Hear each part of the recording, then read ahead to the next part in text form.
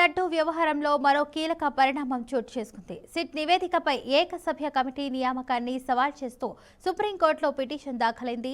SIT దర్యాప్తు కొనసాగుతున్న నేపథ్యంలో మరో కమిటీ ఏర్పాటు చేయడం చట్టబద్ధం కాదని పిటిషనర్ వాదించారు.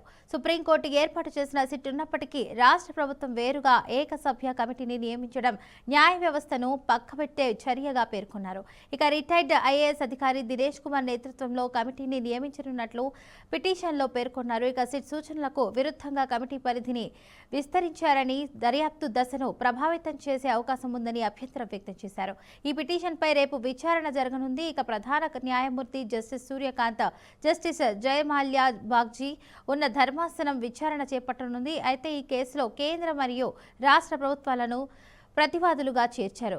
ఇక శ్రీవారి ప్రసాదమైన తిరుమల లడ్డూలో అయితే జంతు కొవ్వు కలిసిందన్న ఆరోపణలు ఎన్డీఆర్ఐ, ఎన్డీడీబీ నివేదికలు ఖండించాయని పిటిషన్లో పేర్కొన్నారు. ఇక అలాగే సిబిఐ దాఖలు చేసిన ఛార్జ్షీట్లో వైఎస్ఆర్సీపీ నేతల పేర్లు లేవని వాదించారు. కమిటీ నియామకం రాజకీయ ప్రయోజనాల కోసమేనని, ప్రతిపక్ష నేతలపై అక్రమ కేసులు మోపడం లక్ష్యమని ఆరోపణలు వ్యక్తమవుతున్నాయి. ఇక తిరుమల లడ్డూ వంటి ఆధ్యాత్మికంగా అత్యంత ప్రాధాన్యమైన అంశంపై వివాదం నెలకొనడంతో దేశవ్యాప్తంగా ఆసక్తి నెలకొంది. రేపటి విచారణలో సుప్రీంకోర్టు ఎలాంటి ఆదేశాలు జారీ చేస్తుందో చూడాలి.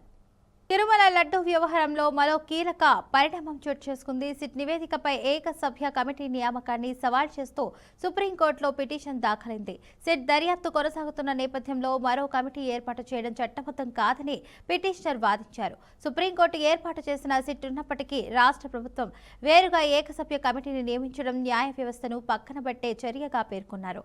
రిటైర్డ్ ఐఏఎస్ అధికారి దినేష్ కుమార్ నేతృత్వంలో కమిటీని నియమించినట్లు పిటిషన్లో పేర్కొన్నారు. ఇక సూచనలకు విరుద్ధంగా కమిటీ పరిధిని విస్తరించారని, దర్యాప్తు దశను ప్రభావితం చేసే అవకాశం ఉందని అభ్యంతరం వ్యక్తం చేశారు. ఈ పిటిషన్పై రేపు విచారణ జరగనుంది. ఇక ప్రధాన న్యాయమూర్తి జస్టిస్ సూర్యకాంత్, జస్టిస్ జయమాల్యా బాగ్జీ ఉన్న ధర్మాసనం విచారణ చేపట్టనుంది. ఈ కేసులో కేంద్ర మరియు రాష్ట్ర ప్రభుత్వాలను ప్రతివాదులుగా చేర్చారు. ఇక శ్రీవారి ప్రసాదమైన తిరుమల లడ్డూలో జంతు కొవ్వు కలిసిందన్న ఆరోపణలను ఎన్డీఆర్ఐ, ఎన్డీడీబీ నివేదికలు ఖండించాయని పిటిషన్లో పేర్కొన్నారు. అలాగే ఇక సిబి దాఖలు చేసినటువంటి ఛార్జ్షీట్లో వైఎస్ఆర్సీపీ నేతల పేర్లు లేవని వాదించారు. కమిటీ నియామకం రాజకీయ ప్రయోజనాల కోసమేనని, ప్రతిపక్ష నేతలపై అక్రమ కేసులు మోపడం లక్ష్యమని ఆరోపణలు వ్యక్తమవుతున్నాయి. ఇక తిరుమల లడ్డూ వంటి ఆధ్యాత్మికంగా అత్యంత ప్రధానమైనటువంటి అంశంపై వివాదం నెలకొనడంతో దేశవ్యాప్తంగా ఆసక్తి నెలకొంది. రేపటి విచారణలో సుప్రీంకోర్టు ఎలాంటి ఆదేశాలు జారీ చేస్తుందో చూడాలి.